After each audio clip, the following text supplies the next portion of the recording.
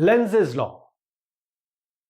We just discussed about the induced EMF, but we have to talk about how much EMF will be produced. EMF will be produced. We have seen about the Faraday's experiments, but how much EMF is produced and what is the direction and under which condition. So in 1934, German physicist Lenz, he deduced a rule, and this is known as Lenz law, and that gives the direction, that is the polarity of the induced EMF, electromotive force. So we'll talk about this law and then Faraday law, which will give the magnitude of induced EMF. So just observe this figure. Suppose we have a bar magnet which is moved toward a coil with its north pole facing the coil. So this is the north pole facing this coil. So in this case, the magnetic flux linked with the coil continuously changes because we are moving it. So there will be an EMF which is being produced, or you can say induced. So because of this, the induced current flows through the coil, which gives rise to the magnetic field, and hence this coil acts like a magnet. It's like a magnet, and the direction is not known to us of this current. So in this case, suppose the electric current flows in clockwise direction, like in this direction. While looking at the coil, normally from the same side as the bar magnet, the side of the coil facing will say S. We are just making, if this is the current, we are making a direction like this. So now it will act like a south pole. If this assumption we are saying it is true, then by giving a gentle push to the magnet, the magnet will be attracted by the south pole, because this is north, this is south, and the coil and this speed will increase, and because of this, the rate of change of flux linked with the coil will increase, and the induced current will also increase. So this makes the south pole of the coil more stronger, which attracts the magnet towards itself with greater force.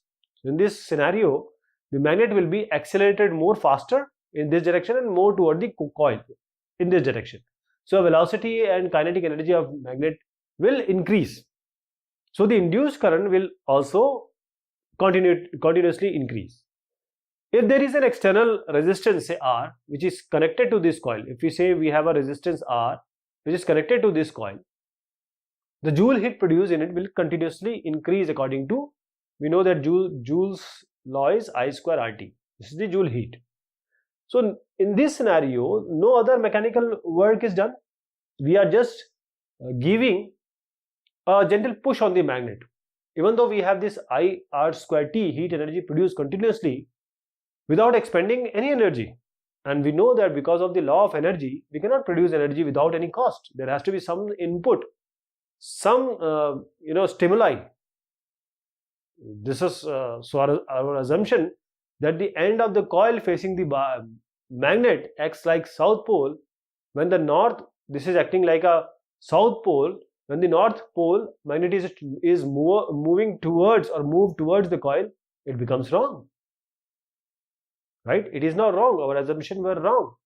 So according to the only other alternative which is left, that it cannot be south, but it can be north. It must behave like a north.